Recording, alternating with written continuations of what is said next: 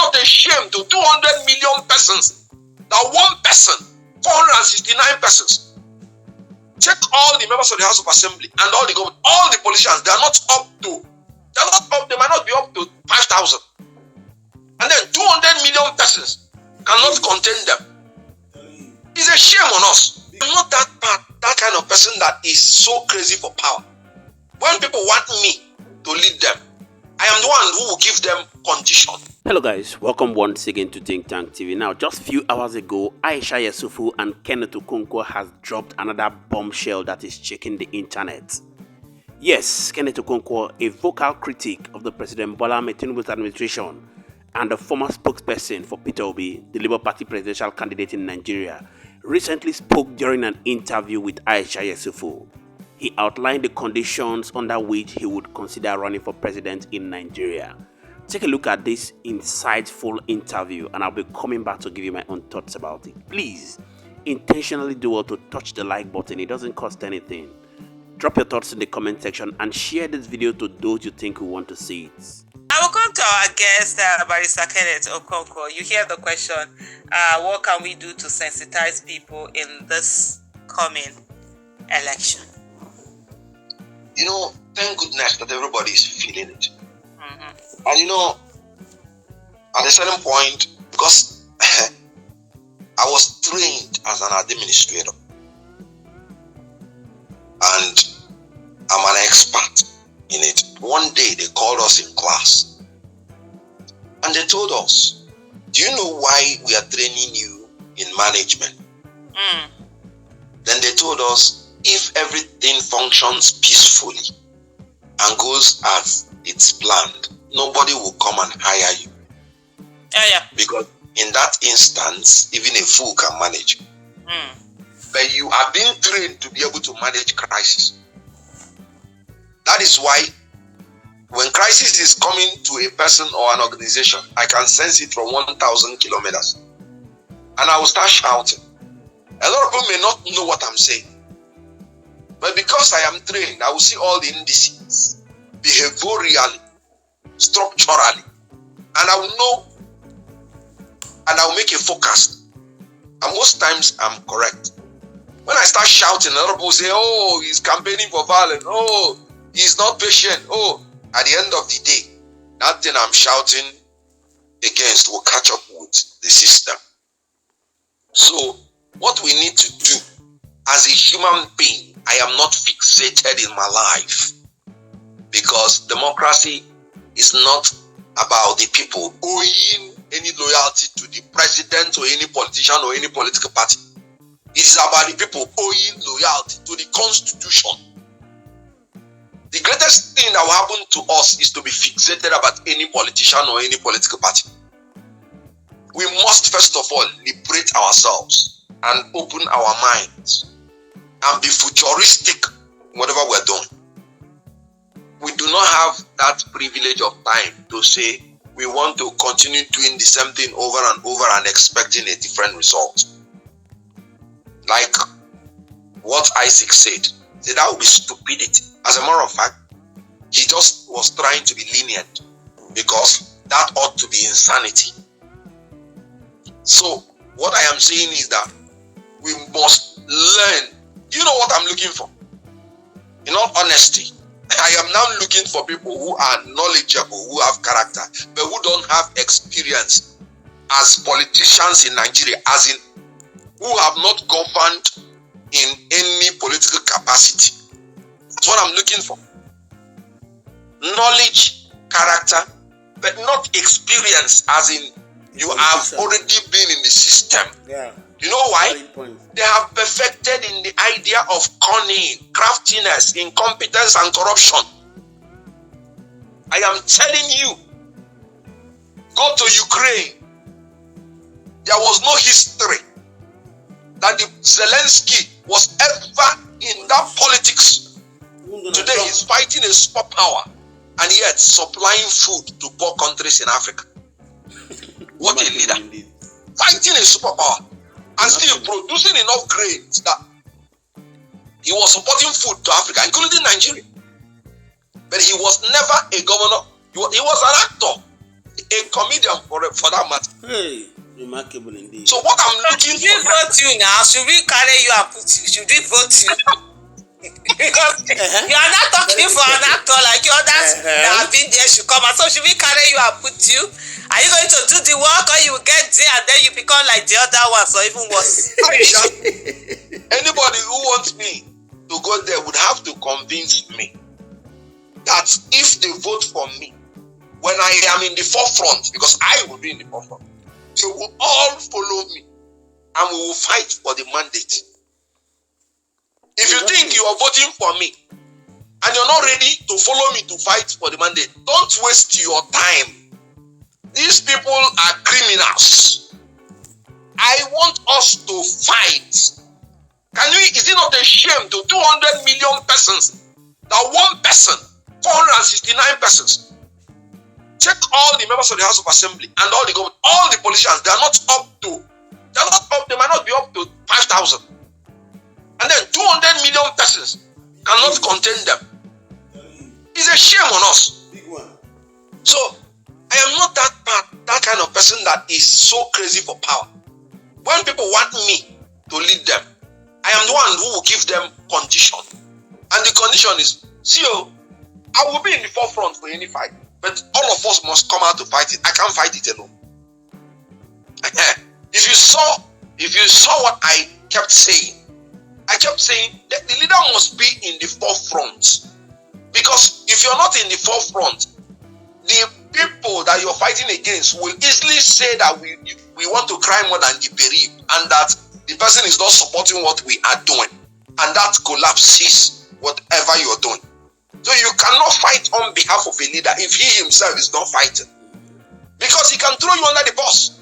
When you go to fight, casualties come. Now, if the leader has not identified openly with the fight, when the first casualty comes, he said, "Did I not tell you? I told you that's why I don't want to choose this method." My dear, there is no war you will go to that you will not find casualties. So a leader should be in front. If you don't believe it, some of my people in the southeast, they ignorantly want to give the excuse of MK Abiola. And that was how MK Abiola fought. But they ignorantly did not notice that what MK Abiola fought and died for was what made the whole Nigeria to say that the presidency must come from the southwest in 1999.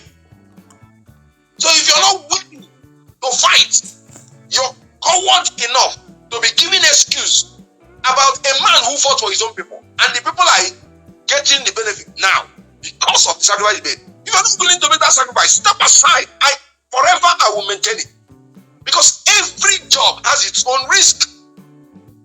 Aisha, any day you go to protest, you know that day may be your last, but you still go out all the same, because even if somebody does not point a bullet at you, a stray bullet pointed could catch you up.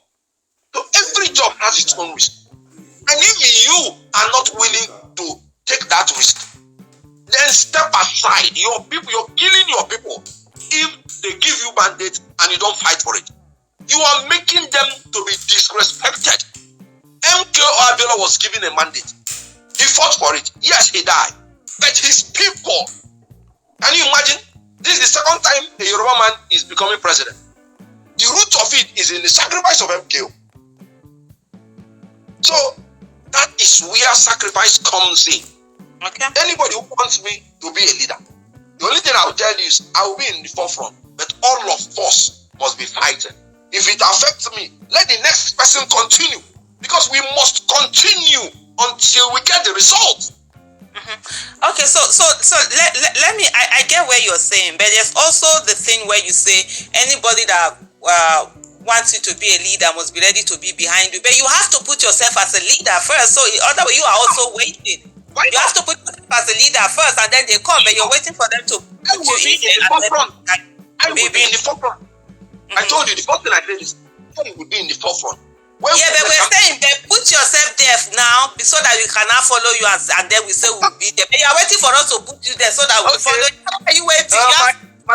No. You see, that is one thing about democracy. That is, you sit down, you see, democracy functions on acceptance authority, not a formal authority. That is why I said, first and foremost, I will never fight for a mandate people have not given me. If I go into any election and I lose, I will concede. That is democracy. So I can only fight for a mandate that people have given me. But you must put yourself first to receive the mandate. But you are waiting for so we are looking forward. We are looking forward to that. Aisha, I am in your studio now. If you, Aisha, say Kenneth Okonkwo, go, I will support you. From tomorrow, you start seeing another thing. Yes, we will support you. I will support you. Go. Because we need people in there. For me, like I always talk about it, I want people to be. If I, for example, if you are there and I can go and sleep, I know that okay, he will do the right thing. He want to do the right thing. He wouldn't want to. But just coming to Aisha, sorry, before you continue. If I am there, don't go and sleep. Sure. What's happening? I hope it's not me. Okay. Yeah, I can hear you now. Yeah, I can hear you now. Good. Can you hear me? Yes, I can hear you. Good. No human being, including Kenneth Okonkwo, should be trusted with unlimited powers. If I am there, I need you more. That's when I need you more to come and be pulling my ear. You see, when a leader is in power, he will be hearing more than 1,000 people talking to him. That is when the good people don't pretend I don't know everything. That is when I need you most. The only thing you will hold me accountable is if you, hello, can you hear me? The only thing you should hold me accountable to is if you have given me an advice and it turned out to be a good advice and I didn't follow it. But when you don't give me advice at all, you cannot hold me responsible if I follow another advice. Because I don't know everything. You've seen it for yourself. Now, Kenneth Okonkwo's recent statement about his potential run for president has stirred reactions, given the current deplorable state of governance in Nigeria. The nation is grappling with widespread insecurity, economic decline, rampant corruption, and a growing mistrust in the political class. Many Nigerians are disillusioned with their leaders who have repeatedly failed to deliver on their promises, leaving the country in a perpetual circle of poverty and underdevelopment. While Kenneth Okonkwo's criticisms of the President Bola Ahmed Tinubu's administration resonates with many who are frustrated with the status quo, doubts remain about his viability as a candidate. His history of switching political affiliations, moving from the People's Democratic Party to the All Progressives Congress and now the Labour Party, raises questions about his political convictions and consistency. Many view this as optimism rather than a genuine commitment to change, making it difficult for him to build the trust needed to secure widespread support. Given the deep-seated cynicism towards politicians, especially those who have changed parties multiple times, Okonkwo's candidacy might face significant skepticisms. Nigerians have grown wary of political figures who, despite once holding their confidence, ultimately prioritize personal ambition over national interests. Many thanks indeed to all our viewers and returning subscribers. Please intentionally do what to drop your own thoughts in the comment section.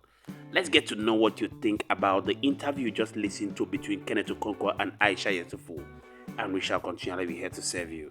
Many thanks indeed to all our viewers and returning subscribers. We truly do not take it lightly. My name again is Moses and this is Think Tank TV. See you on our next video. Bye for now.